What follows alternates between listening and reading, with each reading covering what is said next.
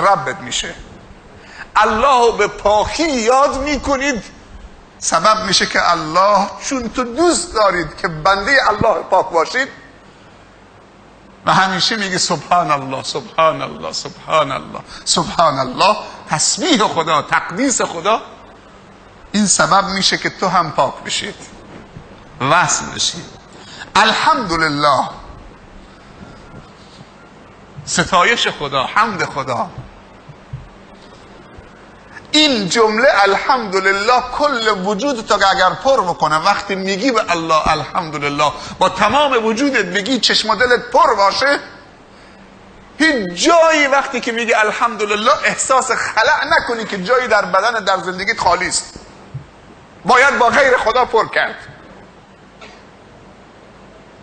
کل وجود تو وقتی در بر میگیره، وقتی با تمام وجودت به الله میگی الحمدلله،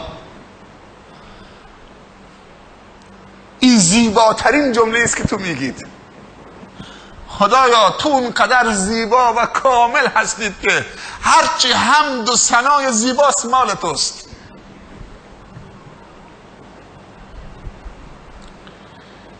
در بعضی روایات آمده که الحمدلله میزان انسان رو پر میکنه، ترازو رو پر میکنه.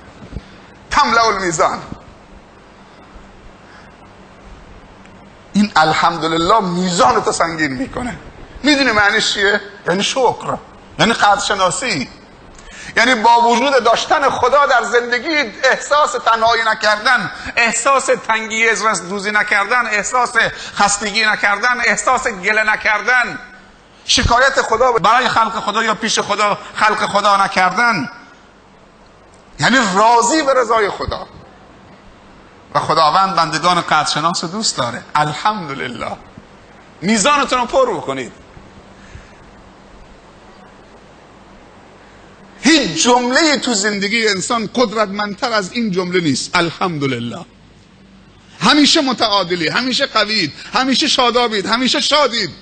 هیچ موقع نقصی در زندگی احساس نمیکنه وقتی میگه الحمدلله.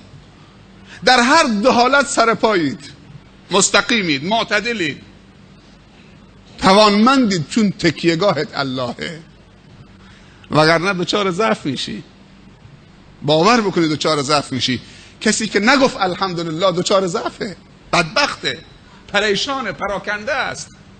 با هر بادی میلرزه، با هر طوفانی میلرزه، با هر کم و کاستی در زندگیش، با هر مشکلی زانو میزنه.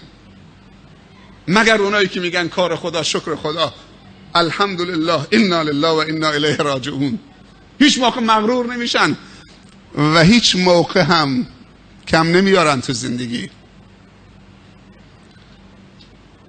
خداوند ملک الموت فرستاد که قبض روح عزیز و جگرگوشی بندی از بندگانش بکنه.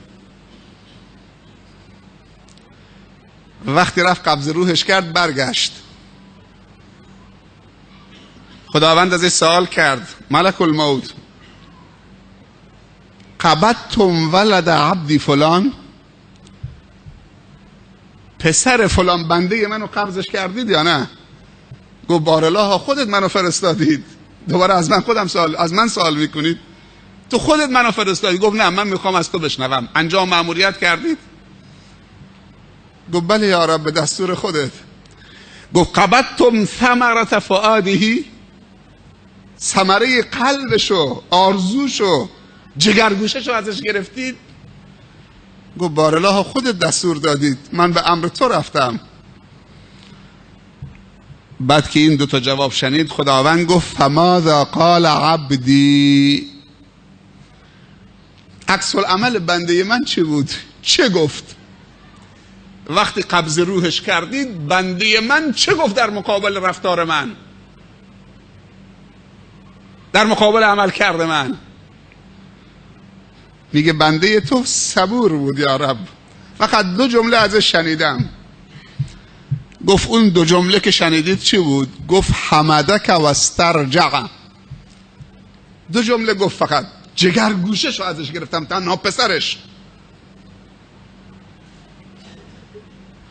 تنها فرزندش رو ازش گرفتم. گفت چی گفت؟ گفت الحمدلله، انا لله و انا الیه راجعون. گفت همین 2 جمله دیگه هیچی نگفت.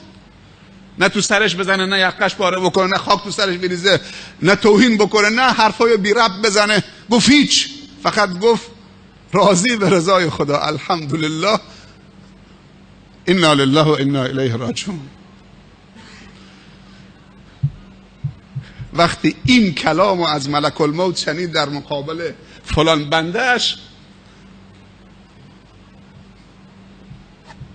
الله بلافاصله دستور داد، گفت برید در قلب بهشت برای این بنده من قصری بنا بکنید و سموه بیت الحمد، رو سردرش بنویسید، تابلوش بنویسید این خانه حمد مال فلان بنده حامد من.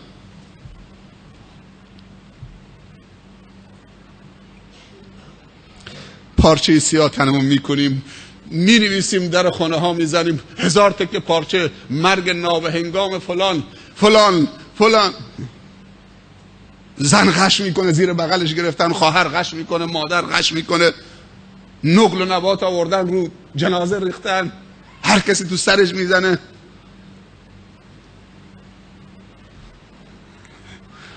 امروز عزیزی دیدم خیلی جالب بود. من 10-12 روزی که مسافرت بودم این عزیزو ندیدم. بعد از 1 هفته از آمدنم این عزیز امروز آمد مؤسسه، ملاقاتش کردم، از کارا پرسیدم. گفت که یه جایی استاد بنا، گفت پدرم فوت کرده، مریض بود فوت کرده. گفتم خب کی فوت کرده؟ گفت شما مسافرت بودی. گفتم خدا رحمتش بکنه، اعظم الله اجرکم و احسن عزاکم و غفر لمیتکم. اونم تشکر کرد. گفت که ازش پرسیدم اون پروژه‌ای که کار میکردید به کجا رسوندی؟ گفت که تو همین فرصت که پدرم فوت کرد 1 هفته هم کارگرا و بنا و فلان تعطیل کردن برای همدردی با من. حالا که رفتم که چه کار تعطیل از پیش خودشون بهانه هم داشتن، چون پدرت فوت کرده ما کار تعطیل کردیم. خب پدرم هم فوت کرده، چه ربطی به کار داره؟ چرا کار تعطیل کردی؟ کار مردم، پدرم هم فوت کرده، چه هم دردیه؟ بعد میگیشو بهشون گفتم بابا عزاداری 3 روز، نه شما 1 هفته 10 روز کار کردید، کار تعطیل کردید. چه راحت صحبت میکرد. این کار مردم تعطیل کردید. خب میامدید تشییع جنازه تمام شد، دفن شد، رفت، شما برید سر کارتون. اگر قرار باشه هر کسی میمیره، قضا و قدر الهی است. چه راحت این جوان مهندسه، چه راحت صحبت میکنه. آدم افتخار میکنه به مهندسین با این همه تعقل و تدین و فهم و درایت و شناخت نسبت به دین و فرهنگ دینیشون.